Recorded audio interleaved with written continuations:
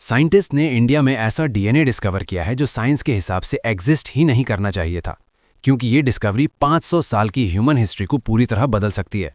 Modern Indians के genomes के अंदर ऐसे जेनेटिक सिग्नेचर्स छिपे हुए हैं जो इतने एंशिएंट और इतने अनएक्सपेक्टेडली प्रिजर्व्ड हैं कि रिसर्चर्स को पहले लगा कि ये डेटा तो डेफिनेटली गलत है। ये डीएनए सीक्वेंसेस ना यूरोप में दिखते हैं, ना ईस्ट एशिया में और ना ही अफ्रीका में। ये सिर्फ इंडिया में दिखाई देते हैं। और ये हमारे एंसेस्टर्स, लॉस्ट सिविलाइजेशंस और एक्सटिंक्ट ह्यूमन स्पीशीज के बारे में जो सच रिवील करता है, वो इंडियन पॉपुलेशन की ओरिजिन स्टोरी को लेकर हमारी सारी बिलीफ्स को चेंज कर देता है। इंडिया आज अर्थ के सबसे जेनेटिकली डाइवर्स प्लेसेस में से एक है। 1.4 बिलियन से ज्यादा लोग, हंड्रेड्स ऑफ लैंग्वेजेस और हजारों डिस्टिंक्ट कम्युनिटीज। जब साइंटिस्ट्स ने इंडिया के अलग अलग पार्ट्स से 2600 से ज्यादा लोगों के जीनोम सीक्वेंस किए, तो उन्हें 70 मिलियन से ज्यादा जेनेटिक वेरिएंट्स मिले। इनमें से लगभग 30 मिलियन वेरिएंट साइंस के लिए बिल्कुल नए थे। इंडिया की जेनेटिक डाइवर्सिटी का करीब आधा हिस्सा दुनिया में पहले कभी रिकॉर्ड ही नहीं हुआ था। ये डिस्कवरी अकेले ही ह्यूमन एवोल्यूशन और मेडिसिन की हमारी अंडरस्टैंडिंग को एक्सपैंड कर देती है। लेकिन इन जीनोम्स के अंदर छिपी डीपर स्टोरी इससे भी ज्यादा एक्स्ट्रॉर्डिनरी है। इस स्टोरी को समझने के लिए इमेजिन कीजिए 3 एंशिएंट ग्रुप्स को। पहला ग्रुप था ASI, ancient ancestral south Indians, Hunter gatherers, जो सब कॉन्टिनेंट में उस समय रहते थे जब न सिटीज थीं, न एग्रीकल्चर था और ना कोई नोन सिविलाइजेशन। आज उनके closest living relatives Andaman islands की हंटर गैदरर ट्राइब्स मानी जाती हैं। हजारों साल बाद दूसरा ग्रुप आया, अर्ली फार्मर्स, जो मॉडर्न डे ईरान के रीजन से आए थे। ये लोग वीट, बाली, गोट्स और बिल्कुल एक नए वे ऑफ लाइफ को लेकर आए थे। जब ये फार्मर्स फर्स्ट इंडियंस के साथ मिक्स हुए तो एंसेस्ट्रल साउथ इंडियन पॉपुलेशन बनी। काफी बाद में तीसरा ग्रुप नॉर्थ से सब कॉन्टिनेंट में एंटर हुआ, यूरेशियन स्टेप के पास्टोरलिस्ट्स। ये हॉर्स राइडिंग हर्डर थे, जिनकी नॉर्थ वेस्ट में हुई अराइवल ने एएसआई रिलेटेड ग्रुप्स के साथ मिक्स होकर एंसेस्ट्रल नॉर्थ इंडियन पॉपुलेशन बनाई। हर मॉडर्न इंडियन के अंदर इन 3 एंशिएंट लीनिएजेस का एक यूनिक ब्लेंड मौजूद है, फर्स्ट इंडियंस, सीड ब्रिंगर्स और स्काई राइडर्स। लेकिन इंडिया की एंसेस्ट्री सिर्फ इस नॉर्थ साउथ स्टोरी तक सीमित नहीं है। जब साइंटिस्ट्स ने ईस्टर्न इंडियन कम्युनिटीज को स्टडी किया तो उन्हें साउथ ईस्ट एशिया से अनमिस्टेकेबल जेनेटिक लिंक्स मिले। ये कनेक्शंस बिल्कुल मैच करते हैं ऑस्ट्रो एशियाटिक लैंग्वेजेस के साथ जो झारखंड और वेस्ट बंगाल जैसे रीजन्स में बोली जाती हैं। शेयर्ड जेनेटिक फ्रैगमेंट्स को एग्जामिन करके रिसर्चर्स ने ये डिटरमिन किया कि करीब 1500 साल पहले गुप्ता साम्राज्य के समय इंडिया में एक सिग्निफिकेंट माइग्रेशन एंटर हुई थी।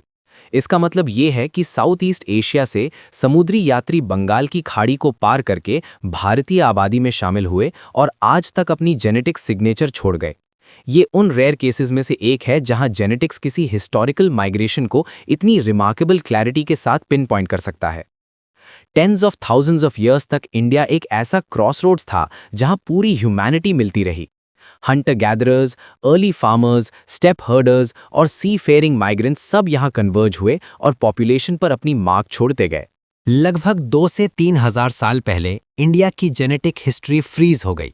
एक पावरफुल कल्चरल फोर्स सामने आई, एंडोगैमी, यानी अपनी ही कम्युनिटी के अंदर स्ट्रिक्टली मैरिज करने का रूल। इस सोशल रूल ने पूरे सब कॉन्टिनेंट में हजारों आइसोलेटेड जेनेटिक ग्रुप्स बना दिए। साइड बाय साइड रहने वाले लोग एक ही लैंड और क्लाइमेट शेयर करने के बावजूद अपने जीन्स को सिर्फ टाइटली डिफाइंड सोशल बाउंड्रीज के अंदर ही पास करने लगे। इसके रिजल्ट में इंडिया ने दुनिया के सबसे स्ट्रॉन्ग फाउंडर इफेक्ट्स में से एक डेवलप कर लिया। जहां मोस्ट ग्लोबल पॉपुलेशंस में 4 से 6 सेंटीमॉर्गन्स का आइडेंटिकल बाय डिसेंट डीएनए मिलता है, वहीं इंडिया में इसका एवरेज 29 सेंटीमॉर्गन्स है, जो करीब 5 गुना ज्यादा है। और इसकी वजह सेंचुरीज तक चली इंटरनल आइसोलेशन है। इस एक्सट्रीम आइसोलेशन का एक अनएक्सपेक्टेड कॉन्सिक्वेंस हुआ। इसने ऐसा बेहद प्राचीन डीएनए प्रिजर्व कर दिया जो नॉर्मली टाइम के साथ खो जाता। Tens of thousands of years पहले मॉडर्न ह्यूमंस ने नियांडरथॉल्स और डेनिसोवंस के साथ इंटरब्रीड किया था। टाइम के साथ रिकॉम्बिनेशन आमतौर पर इन आर्केक फ्रैगमेंट्स को छोटे छोटे पीसेस में तोड़कर पूरे जीनोम में फैला देती है। लेकिन इंडिया में नियांडरथॉल और डेनिसोवन डीएनए की लॉन्ग स्ट्रेचेस आज भी सरप्राइजिंगली इंटैक्ट हैं। सिंगल जेनेटिक लेटर्स की जगह इंडिया में पूरे सेंटेंसेस प्रिजर्व्ड हैं और कुछ कम्युनिटीज में तो एंशिएंट डीएनए के पूरे पैराग्राफ्स तक मौजूद हैं।